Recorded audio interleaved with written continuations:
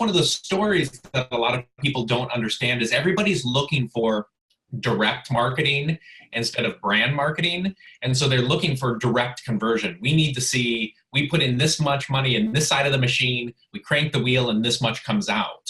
And that's an old school internet marketing layover from, you know, Google and Facebook, where everybody believes that direct marketing is the way to go, where really KOL marketing is brand marketing, which means you're establishing brand, you're creating conversations online, and the natural outpouring of that is increases in product sales. However, everybody's looking for the directly attributable sales through, you know, building in link tracking mechanisms, or wanting to work with KOLs on commissions or some sort of structure like that.